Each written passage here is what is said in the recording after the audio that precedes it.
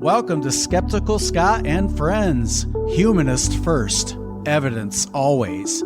Please join us as we drop the supernatural, embrace the rational, and believe in as many true things as possible. Today, we have Helen Greene, though some of you might know her as Hell's Bells. She is a wonderful human. In fact, she puts the human in humanist. Helen is the host of FreeThinkers Fireside, where she connects with others, one cozy chat at a time, though it is frequently one big party at a time. Please welcome to the show, Helen Greene. Hey, Helen. Hey, so thank you. That was a wonderful introduction. I feel flattered. So I hope so. Then thank you for plugging my show. You've been on, yeah. and you're going to be on again in September. That's right. Yes, I will be. I'm looking forward to that. Hey, where are you joining us from? So I am on the sun coast of Florida. Yes, and my dad used to live there before, I don't know, 4 hurricanes came through. You might remember that. That was 10, 15 years ago now. Yeah, I was here. We just bought so I live in Port Charlotte, which is for the people that are not local. It is 3 hours from Orlando, southwest. So we're on the Gulf of Mexico side. So we're over there. And we had Milton come through in 2024. It was our first time in this house. This house was built with all the new, this is like the new standard for homes, for storm. And so this house currently withstood a category 4 hurricane. So not too bad, but the politics are worse though, but I'm not going to talk about that. All right. Wait, so you're saying you got to test it though already? You got to test what it was like? Yes. Yeah, it is. I love my house. I do. I'm not gonna it's a brand new house. I love her. I just wish she was in a different state. How are you arriving today? How are you feeling? I'm in a really good place. Been a hell of a 6 months, wouldn't you say? Yes, I had quite the 6 months. They were insane. For those of you that don't know me, I went through some medical shit. Hey, that's all you got to say. Medical shit. Kind of a hell. It's kind of a hell. But I do not have to pay the bill. So now we're talking. And I know that was a worry. That is good. That is very good. In fact, I think you and I were going to try to do this interview a while ago, but it was like, hey, I've had to hit pause for a while until I get this figured out. And I'm just glad you're on the other side of that, and that you. Thank you. I am too. You got a new job too, I think, right? So in my regular life, I am a care coordinator manager for a home health company, and I started with a new company, and it's so nice. It is okay. Just so I can I was driving 350 miles a week with my old job. Wow. This job, 15 a week. You're like, how did I do it before? Wow. I know. I'm like, oh my God. And it is 6 minutes from my house. Oh my gosh. I didn't realize that. That's awesome. It's perfect. It's perfect. And I'm like, okay. And also I'm treated like a competent adult, which is also great. That is great. Yeah. And everybody's really nice. And everybody, they actually hang out outside of work. They're friends too. So that's really nice. It's just a really nice place to work. And I'm looking forward to having a better future with them. So, so good for my career. Well, virtual high five here from Canada all the way down to Florida. Thank you. So yeah, everything's coming up everything is coming up Millhouse.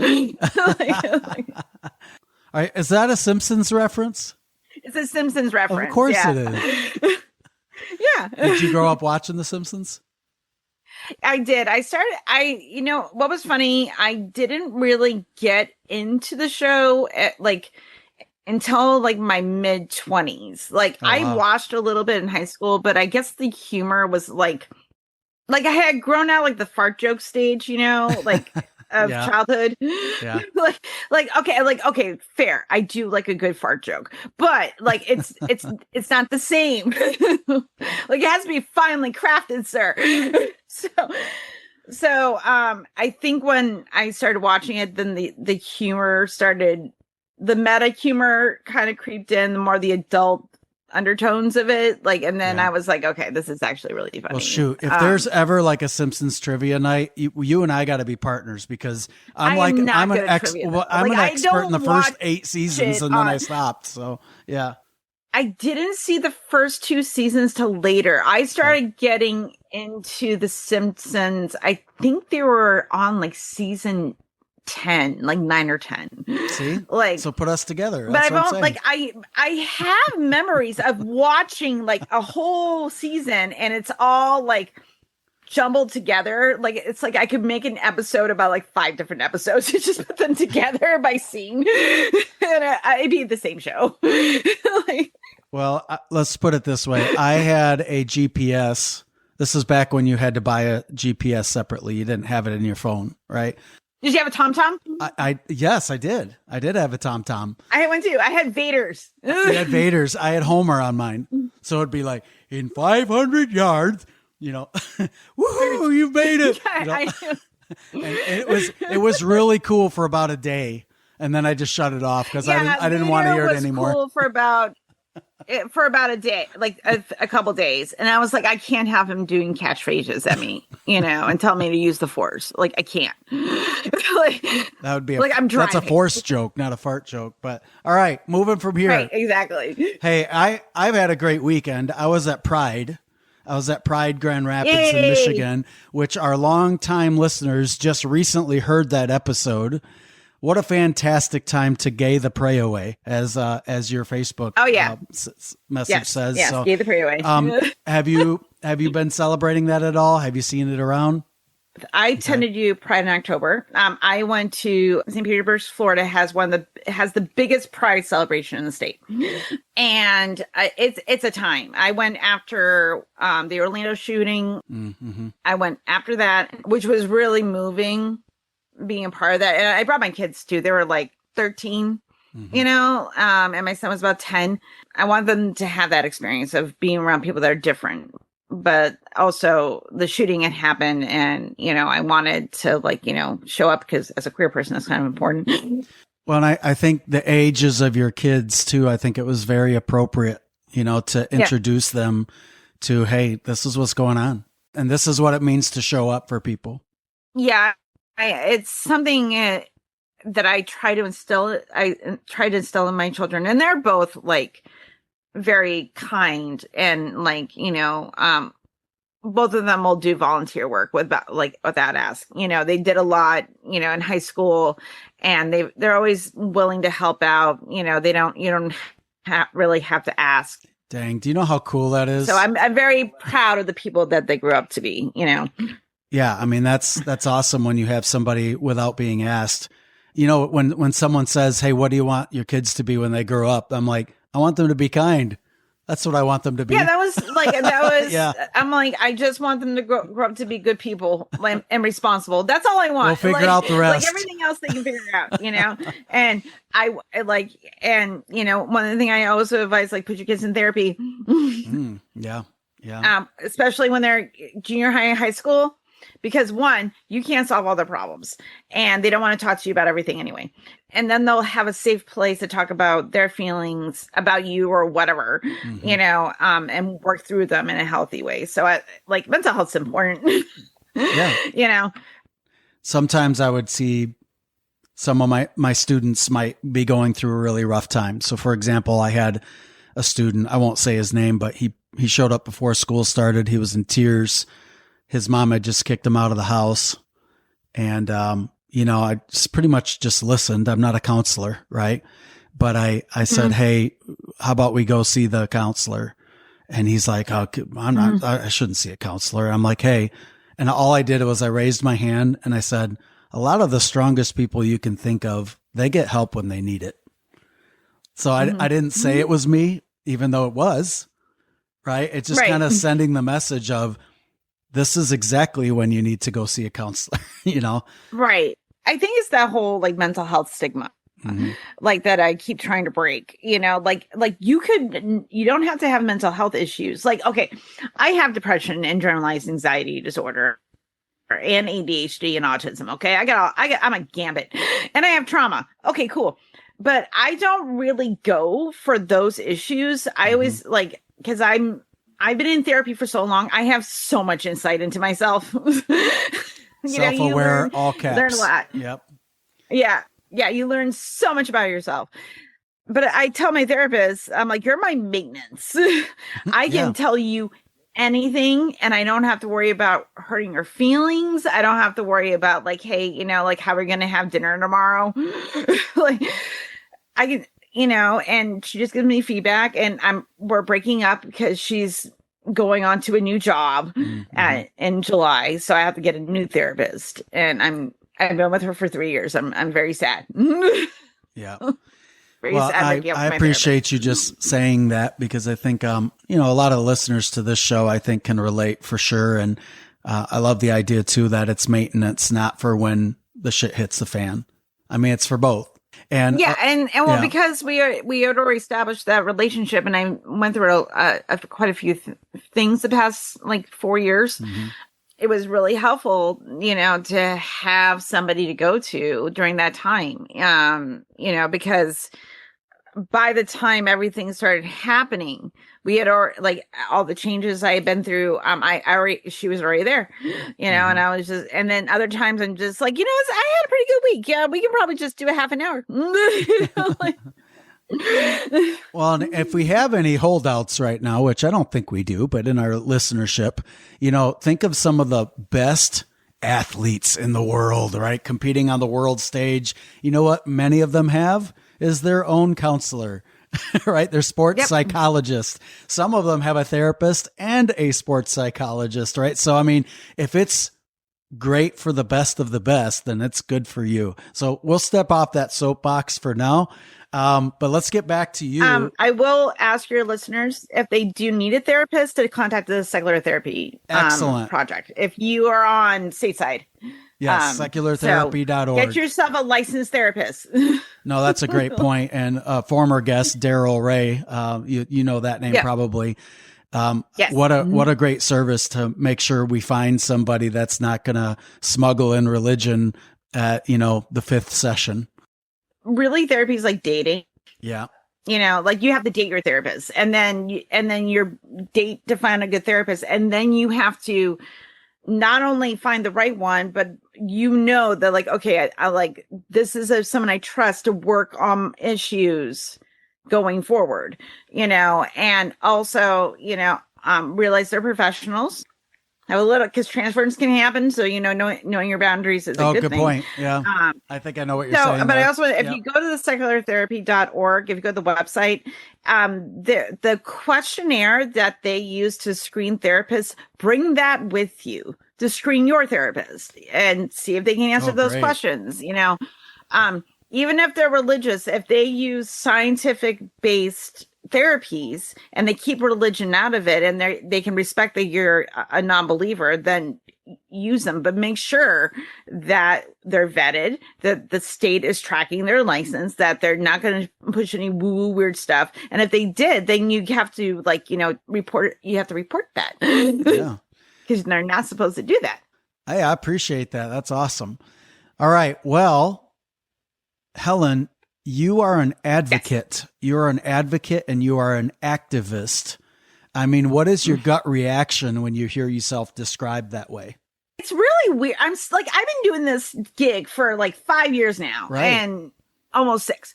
And because I started with recovering from religion during the plague, like it was, I applied in October of 2020, and then I started volunteering with them that November, and that was like my first, because I was bored. Like it was a plague, I had nothing to do. I was watching YouTube a lot. I was kind of already over the hump of like, yeah, I'm completely an atheist. Like everything's bullcrap. I went through a healing journey. Mm-hmm. So anyway, and I was like, and I've always volunteered. I started volunteering. I did Girl Scouts. So started when I was 6 years old. So I've always done off and on throughout my life, like some kind of volunteer work. So I was like, this could be good. I was trained And I tried to be a helpline agent, and I did that for a hot second. I was like, nope, not for me. And then so I started doing the podcasting and getting guests and, working with the online programming team.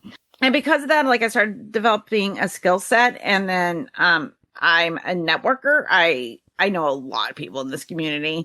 A lot of them I talk on a regular basis with, and are my friends. Yeah. And I think being in the space and doing what I do and like kind of slid into it, and also like trying to do fundraising for other organizations and people, I think that's really important. Because my view is that no one's coming to save us, so we gotta do fucking something. That's right. And the thing is, I was like, what can I realistically do? And this is what I can realistically do. For now, it might change. I never say anything set in stone. Like, I don't have a 5-year plan. I don't even have a 5-month plan. Well, I love it. But describe myself as an activist and an advocate, like if you had asked me 6 years ago, like, Helen, you're going to be raising money for Black non-believers, and you're going to be like going to cons, and you're going to be wanting to, you're developing a talk that you eventually want to give at a con. And I would have told you were fucking crazy, but Yep. Here we are, and I like surprising myself. Yeah. Yeah. And we're going to get to that, I think, towards the second half of this interview. Yeah. I want us to go backwards right now. That fire to help others, it sounds like it was planted a long time ago. Can you tell us about your relationship to religion as you grew up? So I grew up in New Hampshire. I was raised French Catholic. Like, it's all Catholic. It's all the same rituals and stuff, but there's a flavoring of, culture that you come from. We are very French, my family. So it was French Catholic. So, but we were I grew up like liberal Catholic. Like, I went to Catholic school for the first 8 years of my life. 8 years, 9 years of my life, 8 years of schooling. And then, nope, 9 years, because I went to a Christian preschool, but I didn't know it at the time. So were there nuns as teachers, or were they male and female They were teachers? just teachers. Okay. Yeah, and I had nuns for teachers, but like my favorite teacher to this day is Sister Melinda, and she was my first grade teacher. Mm-hmm. Like I have clear memories of like loving this woman, and she was fantastic. So, I have it's a mixed bag. Right. Most of the shitty memories I have around school revolve like around bullies. I think I had one teacher I didn't like, but I don't remember why, because it was so long ago. Sure. Yeah. But so relatively, like, as far as Catholic, like, it was a liberal Catholic school. We had a dress code, but we didn't have uniforms. Like, you could wear, like, girls could wear pants to school. Wow. So that was kind of refreshing, and on Friday we got to wear jeans. So it was the business casual of elementary school. But the thing is about the Catholic religion is that they think science is real.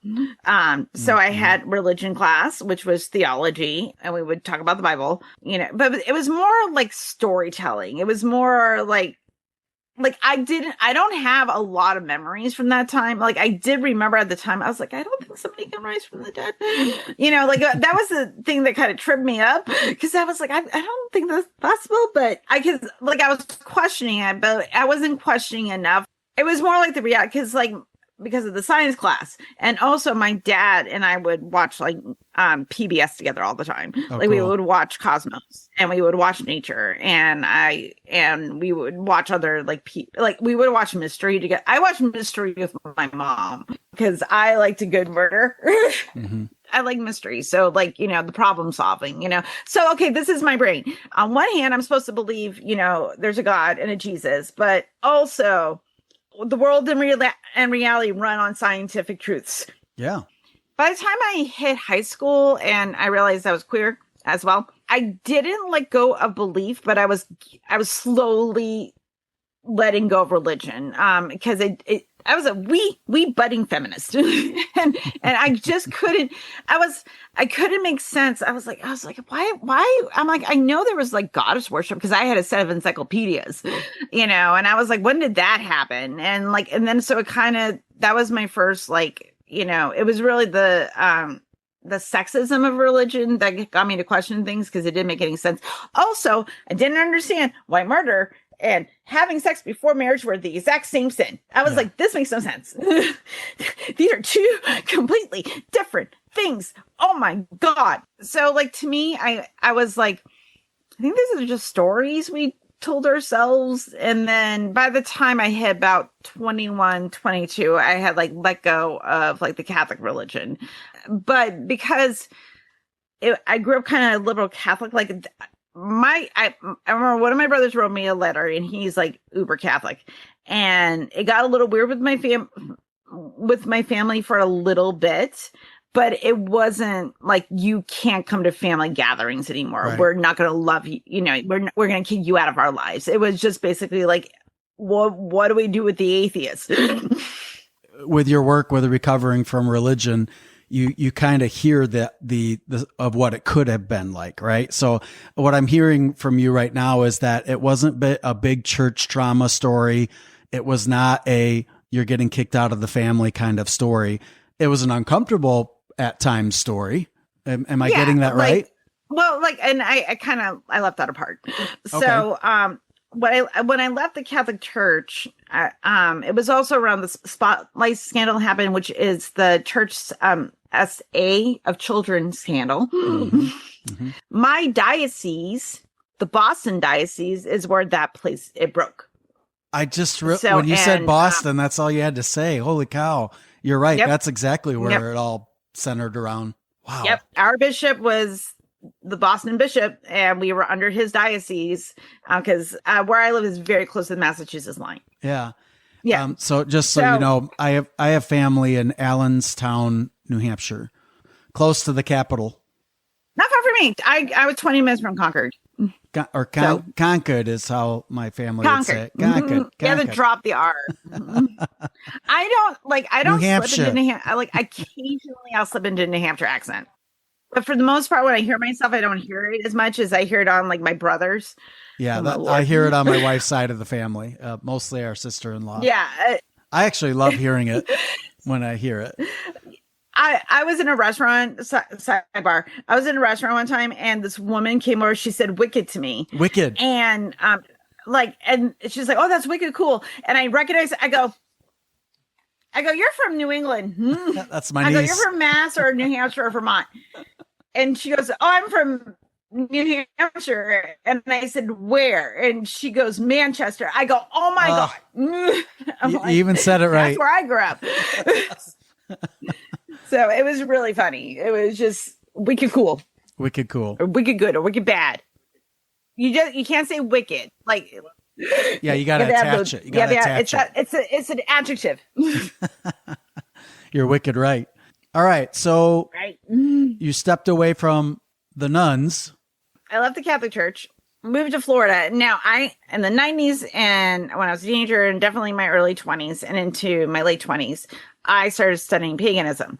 And because one, it was one of those things like I was like, I'm not ready to accept there's nothing, but I don't think religion's real. So I thought but paganism made sense to me because one, like, you study so many different religions, like ancient religions based on mythologies, and some people really believe them. I didn't, but I was like, it's all form of like, some kind of collective unconscious, and we're all connected to that, like through like psychic powers or whatever. It's mumbo jumbo. But because like it's the thing about paganism is that it's very like feminist friendly. Mm-hmm. Sure. I was a leader in the religion for 10 years in our group. It was not a circle. Basically we were facilitators, me and my best friend, who is my gay husband. And we decided, we were like, well, our motto basically was everyone is a student and everyone is a teacher, and we just facilitated. Because one, we were like, I'm not doing your homework for you. like if you want to learn to read the tarot, you're not only are you going to study the tarot and like we'll answer questions and guide you, you're going to teach a class. So that was our attitude. I actually love that. Everyone's a teacher, everyone's a student. Hell yeah, that's a great motto. Yeah, it's always the thing I come back to when, it's one of the things that I always appreciated us. And I think that's, again, like, because it's not dogmatic. And and then eventually those beliefs started to chip away. And then I went to college again and I took psychology and philosophy. And then boom, boom, boom, boom, boom. The rest of the cards fell. And then dominoes. Yeah. Yeah, that's how all the cards fell. I was just like, yeah, okay. Oh, I'm gaslighting myself. Well, I think a lot of us, I mean, I know for some people it's like all or nothing and all of a sudden it's gone. But I think for many of us like me, you do kind of explore other territories. You see other versions of religion, I guess you could say, right? And I certainly did that too. Yeah. I mean, I was reading Buddhist stuff. I was doing all kinds of stuff, right? Until I got to this point. Siddhartha. I think that's a great book. I think there's some good shit in the shit. Yeah. I shouldn't call it all shit, but you know what I'm saying. Like anything, I am sure that, for example, I'm going to use this as an example. Great. Harry Potter, the author, is a terrible person, but I still get joy out of it. Like, because it's connected to like raising my kids, and it taught my son to read, and he did not want to read. And we have memories, like, we tease each other in this house all the time because I'm like, God, you're being such a fucking Hufflepuff, studying, like, or whatever. And we tease each other, but like, we're a bunch of queer people, except for my husband, and we're just kind of like, it's recognizing the good parts and then but all of the other stuff has been bad for people, are bad. Like, the author was bad. Like, I don't blame the ancient Israelites that wrote the Bible, the ancient Jews or whatever. Right. I don't blame them. They were just a hodgepodge of different stories, and we're going to put them all together. And then, religion's weird. I don't blame that because they had no other way to explain the world. It was very tribal, and everybody's fighting for resources, and, people believe in gods, literally. I get it.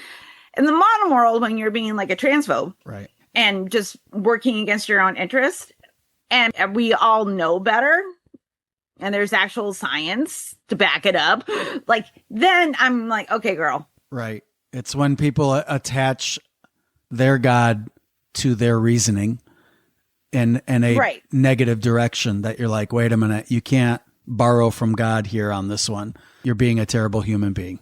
Yeah. Hey, I just want to know that your cat's name's Bellatrix. I did. She's my favorite character. Exactly. I love the crazy. I love the crazy fascists. And are you a Hufflepuff or do you live with Hufflepuffs? No, I'm Ravenclaw. You're Ravenclaw. Okay. Well, okay, like I'm a Raven Puff. Like, I have characteristics. Like, I want to take care of people, and I'm very protective of me and mine.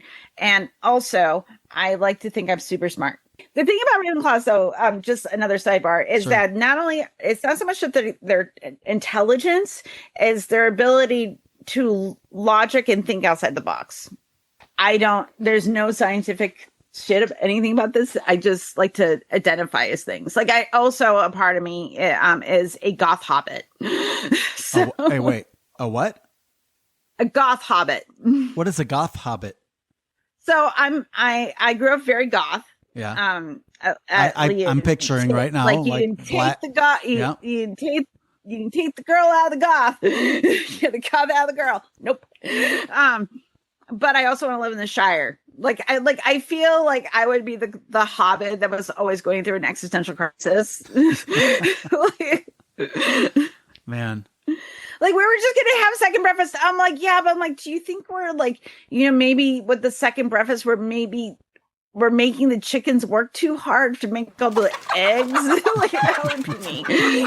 And then I would also think about how we're finite beings, and I would have existential, like, feelings about it. So Those. I'm loving and this. I would wear a lot of black. Yes. But tailored vests and like the Hobbit clothes, but like black with like red and purple and stuff.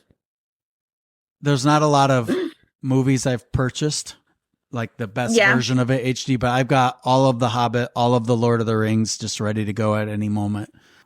Maybe once every year or two, I like go through it all. We go through it every Christmas. We watch, because my son's usually visiting families around, and we watch all 3 movies. Though we have watched them now, and we make fun of them because we've seen them so much. Mm-hmm. But I also just love watching them because it's like comfort food. It is. It's an escape. You know? Yeah. You know, and then I just make fun of the movies the whole time. You know, because if you watch Orlando Bloom's face in the background of a lot of this, like total, because like Peter Jackson forgot to direct him, so he would just be sitting there like, oh right, like John Travolta meme. Like now I gotcha. It's like, what do I do now? Yeah, right. It's entertaining. You know, you're just like, wow, poor guy. All right. Well, I guess we'll. Someone's got to keep us on track, right? We'll get back on track now. So, so you stepped away from the nuns, NUNS, and you started stepping towards the nuns, the NONES. You know, nothing in particular, right? Agnostic, atheist, secular, free thinking friends. So this, I guess, we're kind of going post-pagan a little bit. That wasn't a clear distinction, but when you started stepping towards people like that, I mean, did you feel alone for a while? Did you collect people pretty fast? Did you find people who were thinking similar?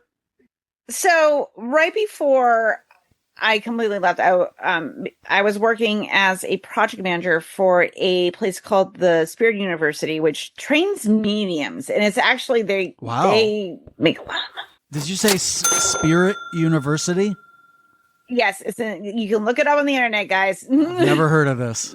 I did interview for Skeptical Inquirer with my friend Rob about it. Oh wow, okay, I get that magazine. Yeah, so you can look up that article. Okay. Selling the paranormal. You look up. I talk about that. So if you want to get a little bit more insight into what I did, but I think that was my last hurrah. Like I was like, I'm just gonna see if I'll be working there. You know, like I'll see if it's real. Yeah, nope. Those were the last pillars, you know, because like I was very Mulder at the time. I wanted to believe, you know, and then I moved to Scully. Like I was like, who's always asking questions. Like, does this make sense? I don't think that's real. Like, well, that happens. Like, this can happen and that can happen.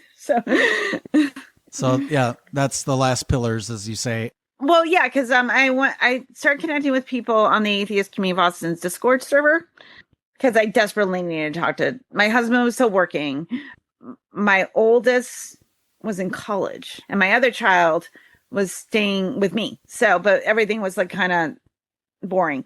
So I was like, I need something to do. And so what I did was I started going on the Discord and I started to make friends and started using the live chat. And then I started volunteering with the ACA like 2 or 3 months after I started volunteering with Recovering from Religion, because I had plenty of free time at that time. And there was this new energy that was happening on like Atheist Tube.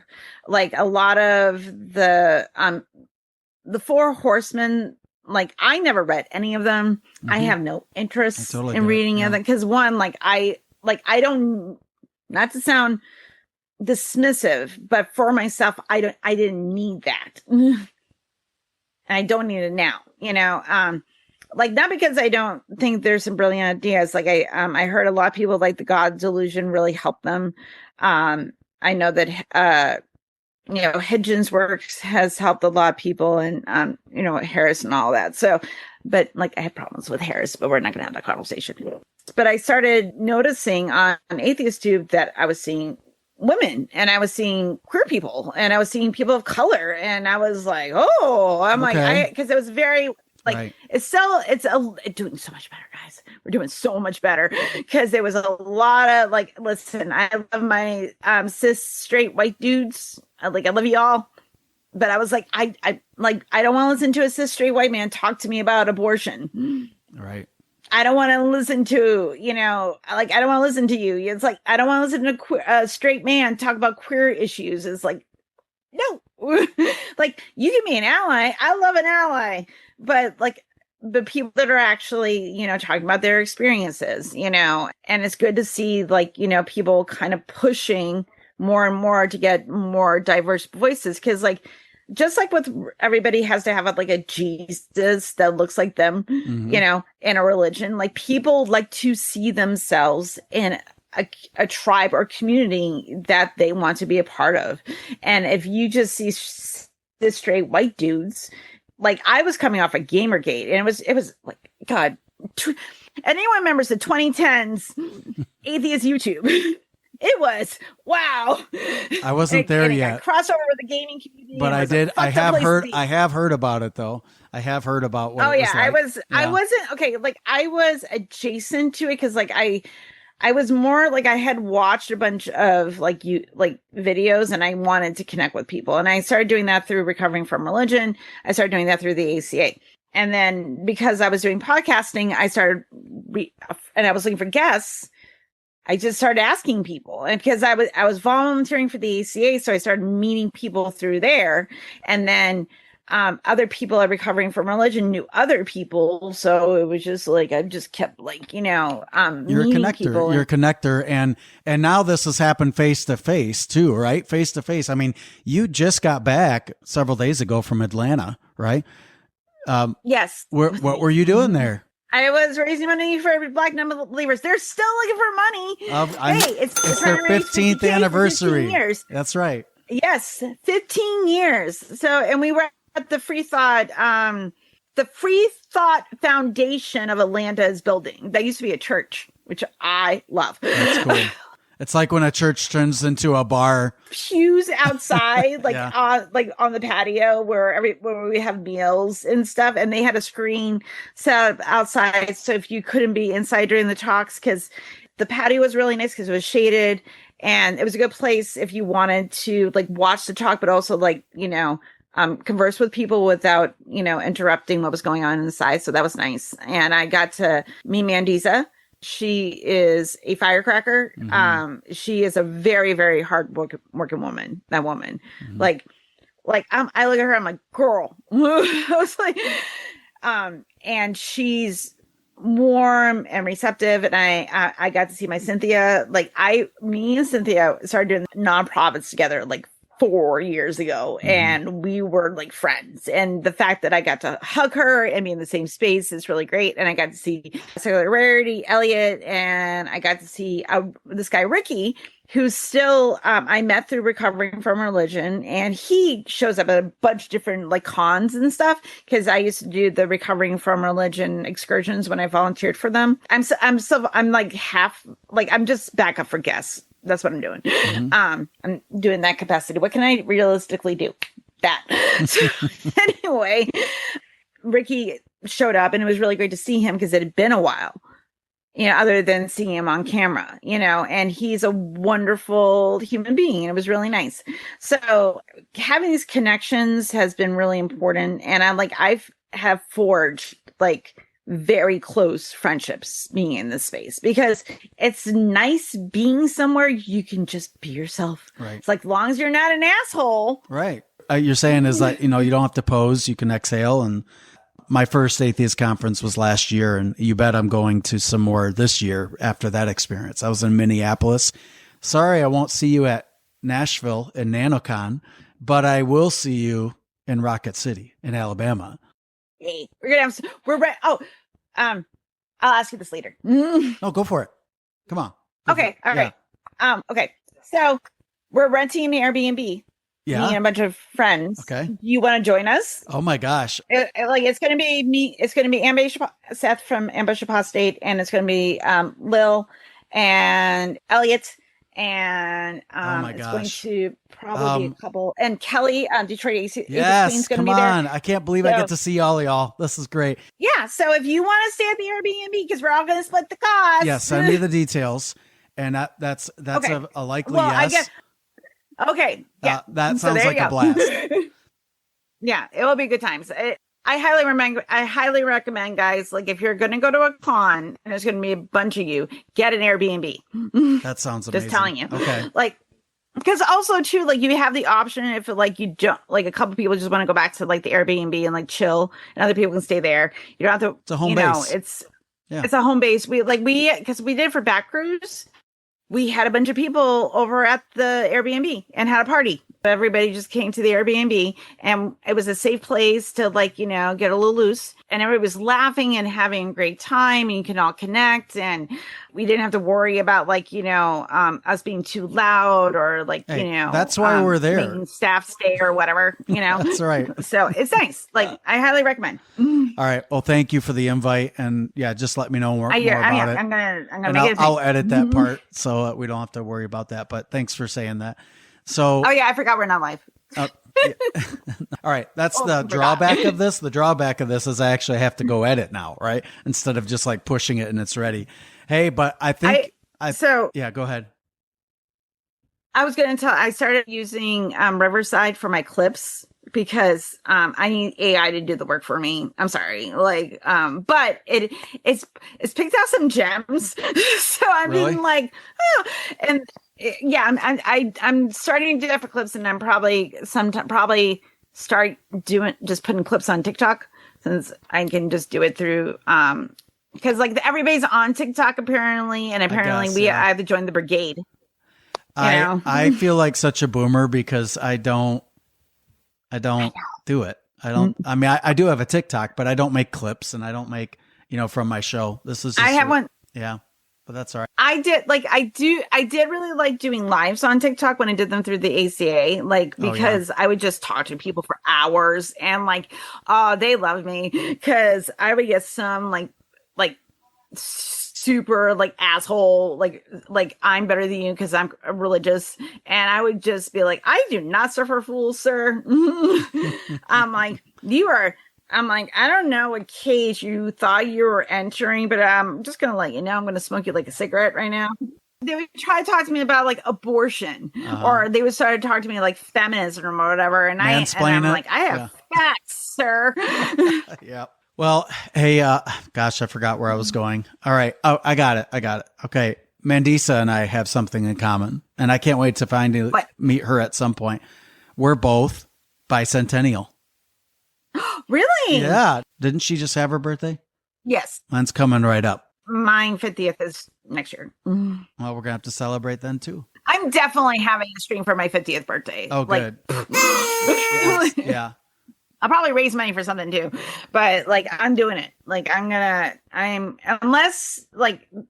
the world burns, I will be on my 50th birthday. Well, not my actual birthday, right. But like you're going to have an event, and I'll be there. Like what else am I going to do? That's right. We think it's real important to question what you know. So before you leave the podcast, it's the skeptic of the show. I have a quote. It's going to really make our audience think. And it's short and sweet. Let's see if you know who it is. Quote. Okay. All zygotes go to heaven. Baby fetuses are covering heaven like clouds of baby fetuses. Unquote. That serious quote there comes from who? She's hiding. Me. Oh my gosh, that was so funny. Okay. Like I had to, because I was just like, oh my God, like where was my brain? Because like that's all I'm like, okay, well, what's a soul? And I'm like, what's going to be in heaven? And then I'm like, okay, so I'm like, does that mean the zygote goes? Like what form is the baby? So I'm thinking like it's a zygote or fetus. And it's just, and there's billions, trillions. There's so many babies that have died, and like potential babies that it's covering heaven like little soft clouds. And when I've challenged Christians on this, they don't like it. They don't like it when I say, "Hey, wait a minute, that zygote just got a golden ticket." Like that's like the golden buzzer. You're going to heaven before you have to worry about life. Right? What? Like that's amazing. Like, I'm over here going like, what? Isn't upgraded. the point of us to go to heaven? Like who wants, like, listen, I do like living. I really do. But when I'm done here, I'm like, I'm not coming back. Like, why would I come back? According to their worldview, right? Who cares about 80 to 100 years when it's eternity, right? So are we not doing a favor? Again, they don't like that. They just think it's evil. But, in 1989, there was a fabulous animated musical movie called All Dogs Go to Heaven. I think we're due for a sequel. All Zygotes Go to Heaven. All Zygotes Go to Heaven. Highly recommended for the whole family. Do dog zygotes go to heaven? Because there's the two different camps. Okay, there's a camp of the believer that believes that animals don't have souls. That's why they think they can abuse them. Okay, so like fuck them. And then there's the other camp that they do have souls. So I'm like, so does that mean like the baby, like dog zygotes go to heaven? Man, I'm just saying. Man, there's been so many. Heaven's probably just made out of organic material. Full. Like you thought it was streets of gold. So in like deep space, there's that void that is like trillions and trillions of light years apart, and it's just black. Like there's nothing there. That's where all the baby fetuses went, like there, because it's just emptiness, and it's just like it's like a bag of holding. You just keep putting anything in there, it goes in another dimension. It's at the end of the void wormhole. That's where heaven is, and all its baby fetuses. All right. Well, hopefully we're making you all a little bit uncomfortable, but that's okay. That's the style of show. I hope so. Yeah. This style of show we're doing today is a little bit different, I guess, than what you normally would do, which is a live YouTube show. So let's use this moment to tell us about FreeThinkers Fireside. I used to do a lot of interviewing for recovering from religion. And I remember I was at Excursion and Dave Warnock, yeah, I love Dave, told me, and we were having a discussion about like, what matters in the community and what we can be doing for advocacy. And Dave was like, people just want to hear stories. They just want to hear people that, been through religion and what life looks outside of it. Like a lot of people lose a lot of people when, we are very much a very strongly connected community in the space. Because everybody's just like, oh, I found my people. Like, these are my people. Cool. Yay. I'm wonderful. Found family. And one thing I have also found that I am intensely curious. Social psychology is my favorite subject in the fucking world.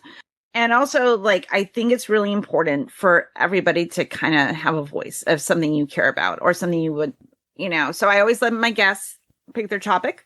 Unless it gets, they're like, I don't know. And I'm like, well, we can do a getting to know you episode. We can, or, the only rule I have, well, I have two. No, three. One, I will probably be intoxicated, so be prepared. We're sitting around the fire with a drink. Of course, we're gonna chill. Yeah, exactly. Yeah. Sitting around the fire with a drink, or whatever, little a gummy, whatever. Yeah. Or if you're a sober person, that's fine. I don't care. I'm just letting you know. Or with your cats or your dog. I mean, we're good. Or your cats or your dogs, whatever makes you joyful. Okay, so we hang out. And then we have a conversation about whatever the guest wants to talk about. But again, rules. I will not talk about sports. I know nothing. Yep. I will not talk about like a really niche topic like 15th century France and who was king from like 1582 to 1592 and what was his role. Like no, I don't care. We're not talking about that. Other than that... And you just have to be kind. What? There we go. Yes. And you have to be kind. And you also have to be ready that I make a lot of sex jokes. So be prepared. Well, also. One thing I've noticed in your interviews, this can be like a serious topic, right? I know stepping away from religion, blah, blah, blah, blah. Yes. And what I appreciate is you tend to keep things light. I mean, yes, we can be serious when it needs to be, but you also like, hey, we're being friends here. And we can't always get bogged down with what we already see 24 hours a day. Right. I feel like you really kind of capitalize on the moment to just befriend people. Like my kind of framing, if it is a serious topic, like I'm not the platform. I usually encourage people, like if they want to talk, like if you want to talk about your religion story or whatever, like go to Recovering from Religion. Like, like I will recommend you, like fine. Or like write a video and release it, like there's plenty of places, and there's other podcasts that you can find people that can interview and you talk about the thing that you really like, more serious topics. And I think there's definitely spaces for that. And I think you should go to those spaces and support them. I'm not that show. I'm here like, hey, we're hanging out. Let's get to know this person and the thing that they care about or whatever they want to talk about. I mean, like, it tends to say like when I was doing my categories for my my YouTube page, I had to ask ChatGPT for help because I'm like, I don't know what to put for my content, like how to organize it, because like and I was like, oh, actually, yeah, this I can do this. It was nice and easy because it is a variety of different topics. It's usually science, politics, religion adjacent, to finding community, especially. We seem to be constantly circling around that. Like, how do we build community? How do we find community? How do we create a space?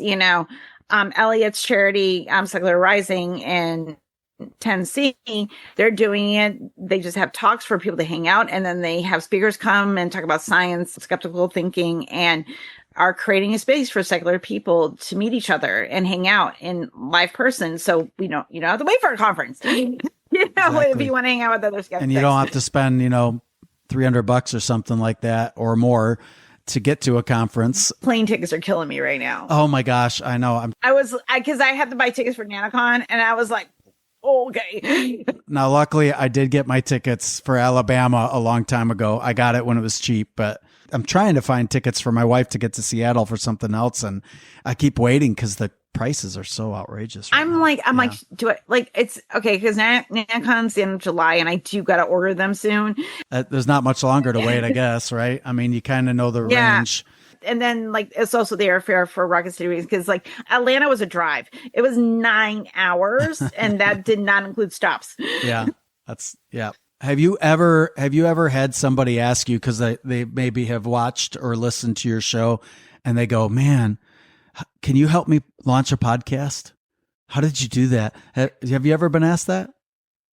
It's funny. No, just on. He's just starting his. I told him, I'm like, you should start a YouTube channel and sell your like storm photography. Go see Noah's stuff.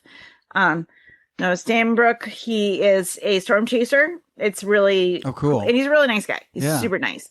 So anyway, we were talking. He also was there when I talked about my baby fetus thing. So like, but and he's like, I'm nervous. I go, yeah, it's scary. Like, I'm not going to tell you it's not, but like anything worth doing is going to be difficult. Like granted, I just talked to people for an hour and a half, but also now I'm actually, because I want to grow, I'm like, I have to find ways to make new content but it's important to learn those skills as we get older, like, gray matter. I think for people, if you're going to start a podcast, I said this at the conference. I was on a content creator panel with John Gleason, God's engineer, and Cynthia and Kelly. And we were having this discussion. And I said, if you expect to make money, no. Correct. Not in this space, honey. The people that make money doing this either work for somebody that's paying them, but they have to put work in, or they hit YouTube at just the right time. Mm-hmm. Yeah. I go, it is very hard to make money being an atheist activist. I was going to say my first podcast that I did, which you may not even heard of, it's called Rechoice, and it went for 5 seasons. And I did have a Patreon group, and it was nice because, it paid for the monthly fees that I need to pay all the time. Right. And I don't know, at the end of the day, I probably made $600 or $700 after 4 years. Now I don't. And there is a piece, there's a piece to that as well. I'm calling all the shots, and yeah, it's a lot of work. Right. Like, I don't feel as tied to having to put out everything all the time. I think that's part of it too, is that I like with RFRX, like obviously we had to stay within a certain parameter because, it's a specific type of show, which I have no problem with. Like me, Right. I can, if I don't like you, I don't have to invite you. Yeah. I've turned people down because I will say I'm free thinking, and then I'm like, listen, I go, that's a little too much free thinking for me. I'm like, okay, let's back it up. And I don't debate. Like, don't ask me to debate. Because I want to have a conversation. Even so, I was talking about like when I was doing TikTok for the ACA, and I would have these live chats.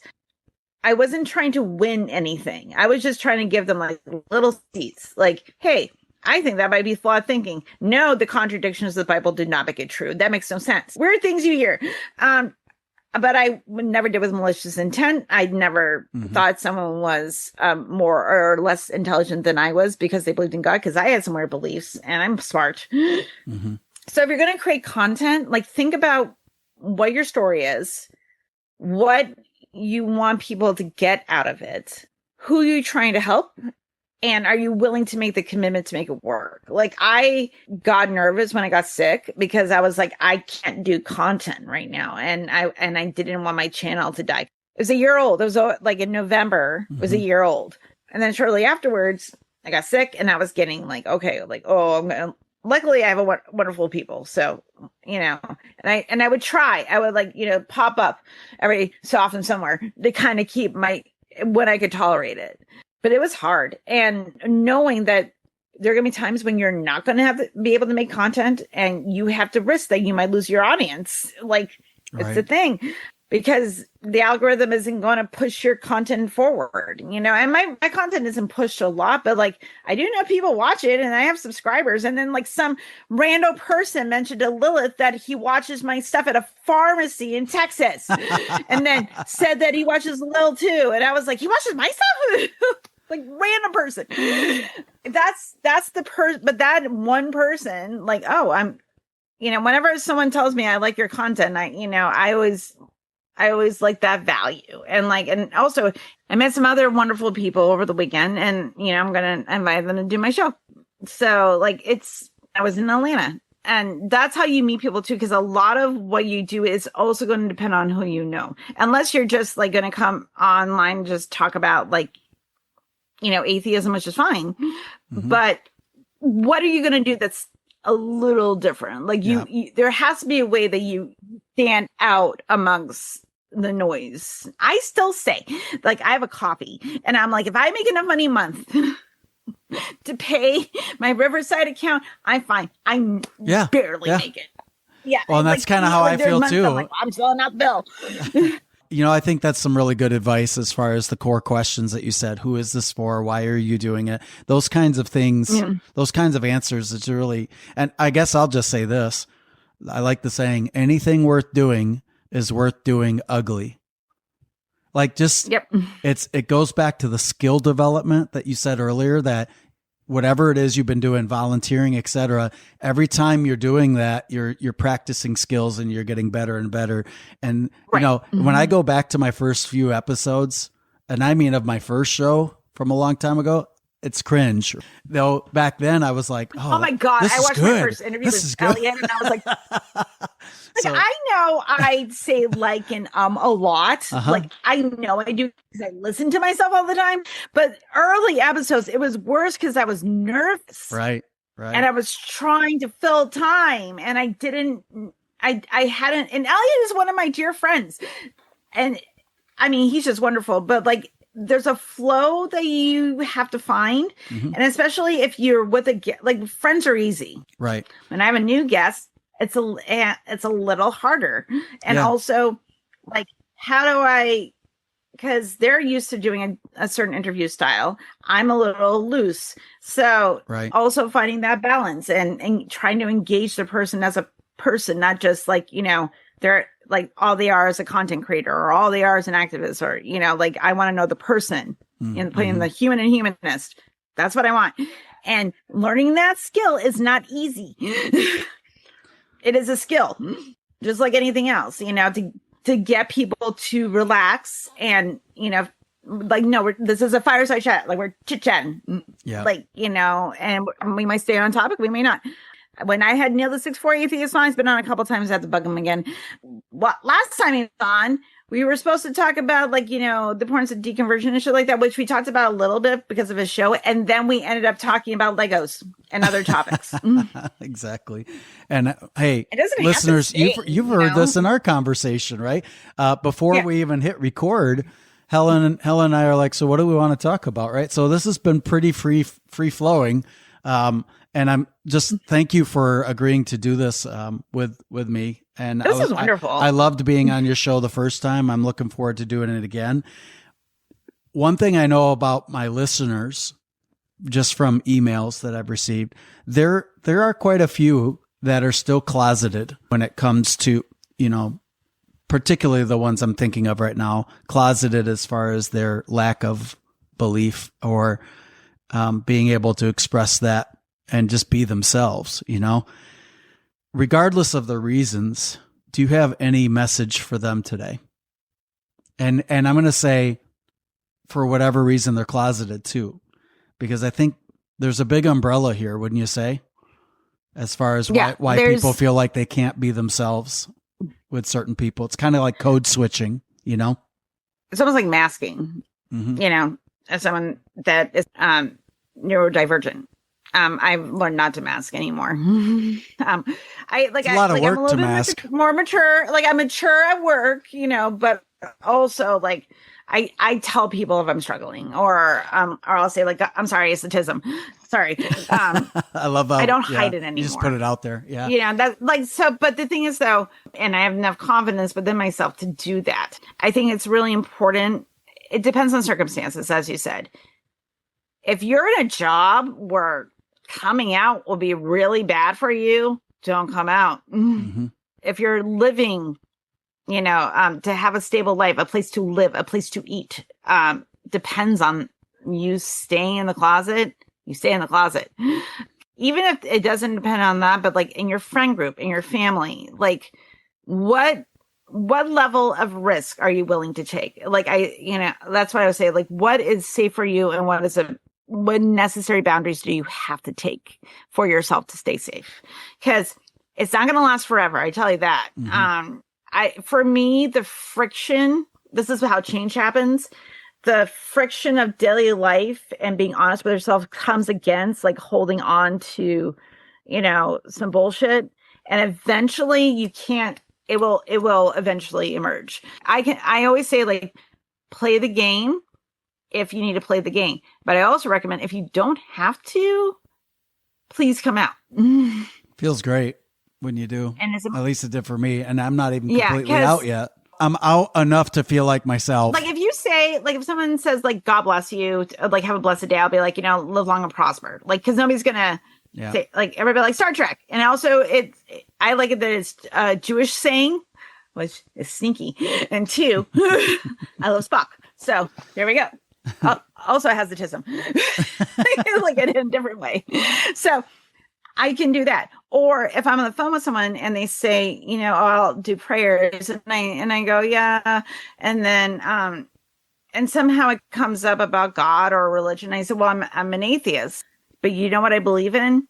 Kindness. Mm-hmm. And they can't argue with you when you do that. Like, you like always give them give some like your moral or value, because they've been taught that the atheist is an evil person and we eat babies and, kick puppies. I don't know. I've seen that reaction firsthand, when from my own family, when they found out, wait, what, you're an atheist? Poison or something, right? But to your point, you can show them, no, this is what an atheist looks like. And actually, you've known an atheist for 10 years now. And what's changed? Yeah. You have to meet people where they're at and the reconciliation. And also, like, I would also say, like, you should never endure abuse. If you come out and members of your friends or family or employer are being actively hostile towards you, like they constantly are asking you questions, they constantly, want you to get back to God or whatever, or they're just being butt heads, you don't have to tolerate that. Like you can set boundaries and be like, no, because like it's abuse. Like if someone is crossing boundaries, you say like, hey, I'm an atheist. every time we talk about religion, it gets a little hostile. Please do not cross this boundary. And they keep crossing. You have to set it. And you might have to kick those people out of your life. It's a reality. And so you have to decide if that's something you want to do. One more thing I will say, and also do not try to convert your friends or family out of religion. That is not your job. Correct. You might be going through the stage and all the pillars are coming down and you're like, I can't believe they believe this bullshit. You are not the person. You are too emotionally close. It is not good. You can recommend books. You can recommend podcasts and say like, this is how I got here. But you do not. I'm going to tell you to take your hands off because you are too emotionally close. It will not go well. You will end up, unless they're willing to sit down and actually have an adult conversation where you're not attacking each other. And keep in mind that the place where people believe in God, it's right next to it's connected to their personality. So when you're arguing with someone about God, you're arguing with the person. Like you are effectively telling the person that you don't have this belief anymore. And you think it's irrational. The person you're talking to goes, I'm not irrational. And they feel like they're being attacked. Mm-hmm. And that's because anytime we say it can be even worse than saying you're queer coming out. Like, because being queer is just who you are. Being atheist is a position. You can't have positions. You know, I don't have a position. Well, I'm sorry. It's a position. Right. Like, I'm willing to have my mind changed. You just got to be, but also, I don't think it's your job either. That's God's job. You're making a really great point as far as that goes, is that I think for most atheists, it's not their identity. It's a position. For Christians, it is their identity and their position. So you're saying that a lot of times when you try to challenge them, they're taking it as an attack on both their position and their identity. It's hard to have a productive conversation when your brain's on fire. Great advice there. Hey, is there anything else you want our audience to know, Helen? Where can they find you? Where can they find you? Oh, I also plug my channel. There we go. Also, if you want to come watch, Scott's interview on my channel, go do that. I'm at FreeThinkers Fireside. Just put it in. You'll see a little stick figure with a little flame. That's me. I have 333 subscribers, so I'm halfway to 666. Oh, sweet. Hey, listener, maybe you can be the 666. 666 party. Just check the show notes, everybody. You'll see the links there, including the first time I was on Helen's show. And coming up in September, I'll be on again live. Thank you for joining us today. And I think we'll just end it with this. If you are still closeted and you can find a way to go to a conference that's not at your hometown, you're going to find a huge group of people there from a variety of circumstances, like Helen and I, that will immediately welcome you. And it tell you what, it feels good. It feels good. And also too, I'm just going to say one more thing. Recovering from Religion has support groups online, and live. So if you need, because this is stuff you can just say, I'm going to go play, I'm going to go to this place, be gone like an hour, or you can go online. And we also recognize that any support group can be joined online. So like the ones we have online. So let's say you live in Dallas, but the Philadelphia one time works better for you in the day, go to that group. They're all on Meetup. You just put in Recovering from Religion support groups and put in your hometown. They will tell you when all the different groups meet. I do recommend that for people that are still in the closet or just starting to leave. Isolated. You either have seasoned people that just like the support groups and like to be there because it helps them and it helps others. And you'll have people exactly where you are. And then, as Bill comments, you go to a con. Hey, that's a great point. Thanks for that. And again, check the show notes for all of that. And with that, we out. Thanks for listening to Skeptical Scott and Friends. Find our link tree and more at skepticalscott.com. Have a question? Or are you interested in sharing a part of your testimony? Email me at heyskepticalscott@gmail.com. Drop the supernatural, embrace the rational, believe in as many true things as possible. See you at least every first and third Friday. May skeptical thoughts be with you. I finally made it Cheers. through the pearly gate. Thought I'd see Grandma in my childhood in Maine. Thought there'd be harps and clouds and golden streets. Instead I heard 10 billion tiny heartbeats. There was a little voice that softly spoke, welcome friend, surprise twist to the joke. I looked around and nearly lost my mind. The population stats were hard to define. Whoa, heaven's packed tonight. Tiny halos floating in the light. A cosmic nursery as far as I can see. A choir of zygotes singing harmony. Whoa, what a strange surprise. More souls than stars across the sky. St. Peter shrugged and handed me a seat. Hope you like lullabies on repeat.